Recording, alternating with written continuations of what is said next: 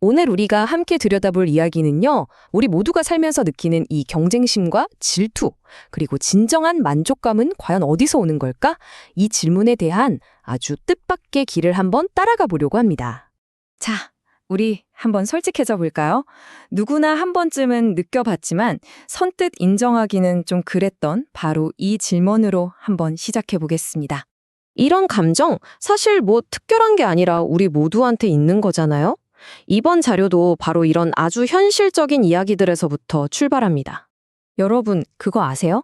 우리나라에 편의점보다 교회가 더 많다고 합니다.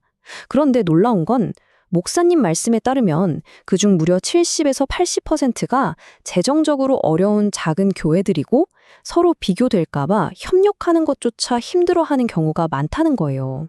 목사님이 자기 얘기를 정말 솔직하게 털어놓으시는데요. 동료 목사님 교회가 막 빠르게 성장하는 걸 보면서 질투심을 느꼈다는 거죠. 근데 재밌는 건 그 잘 나가던 친구 목사님도 새 차를 섰을 때 남들에게 인정받고 싶어 하는 마음이 있었다고 고백했대요. 결국 이건 뭐 너나 할 것 없이 우리 모두의 마음이라는 겁니다. 근데 진짜 흥미로운 건요, 이런 현대사회의 경쟁 심리가 비단 오늘날 우리만의 얘기가 아니라는 거예요. 무려 2000년 전의 한 이야기 속에서도 이 팽팽한 긴장감이 그대로 나타납니다. 자, 배경은 이렇습니다. 당시에 가장 핫했던 두 인물이 있었어요. 바로 세례 요한과 예수인데요. 이 두 사람이 같은 지역에서 사람들을 모으고 있었던 거죠. 상황을 좀 보세요. 이미 자리를 잡은 유명 리더가 있는데 그가 지지했던 신성이 나타나서 바로 옆에서 인기를 끌기 시작해요. 심지어 사람들이 기존 리더를 떠나 그쪽으로 몰려갑니다. 이거 뭐 갈등이 안 생길 수가 없는 구도죠. 그쵸? 와, 이 슬라이드가 바로 이 이야기의 핵심을 보여줍니다. 요한의 제자들은 이걸 완전한 위기, 우리 세력이 약해지고 있다고 봤는데 정작 당사자인 요한은 이게 바로 내가 바라던 거야. 이게 진짜 성공이야 라고 말합니다. 아니 도대체 어떻게 이런 반응이 나올 수 있었을까요? 요한의 이런 놀라운 반응은 어디서 온 걸까요?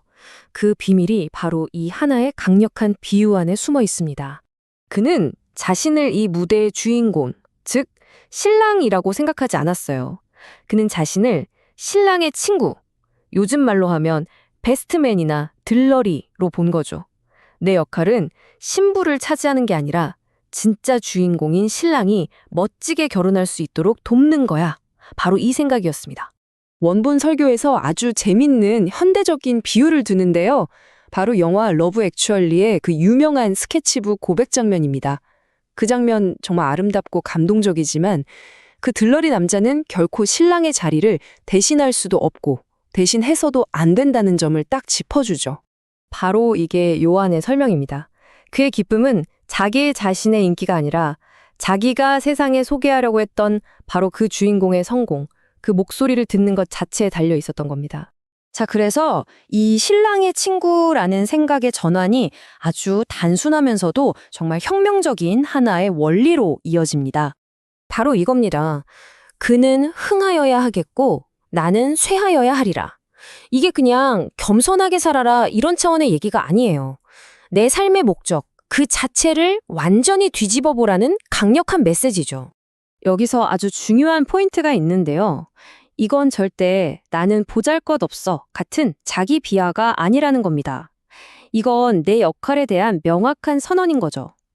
나는 내 인생의 주인공인가? 아니면 진짜 주인공을 가리키는 이정표인가? 이 질문을 우리에게 던지는 겁니다. 이 원리를 받아들이는 순간 우리의 기쁨의 원천이 완전히 이동하게 됩니다. 보세요. 처음에는 나의 성공이 기쁨이었다가 우리 공동체의 성장을 거쳐서 마침내 그의 목적, 즉 더 큰 선이 이루어지는 것 자체에서 기쁨을 느끼게 되는 거죠. 관점이 완전히 달라지는 겁니다. 자, 그럼 이 멋진 원리를 우리 현실로 다시 가져와 볼까요? 이 치열한 경쟁과 비교로 가득한 세상에서 이 말이 과연 우리에게 어떤 의미가 있을까요?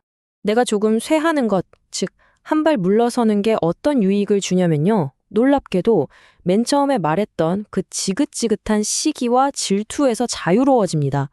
다른 사람의 성공을 진심으로 축하해 줄 수 있게 되고요. 경쟁이 아니라 진짜 협력의 문이 열리는 거죠. 내 기쁨이 더 이상 내 지위나 성공에 묶여있지 않게 되는 겁니다. 그러니까요. 우리 각자의 목표가 내가 잘 되는 것에서 우리의 공동 목표를 이루는 것으로 바뀌는 순간 마법처럼 서로를 비교하는 그 굴레에서 벗어날 수 있게 되는 겁니다. 갑자기 내 친구의 성공이 더 이상 위협이 아니라 우리 모두의 승리가 되는 거죠. 그리고 이 질문이 우리에게 마지막 생각할 거리를 남깁니다.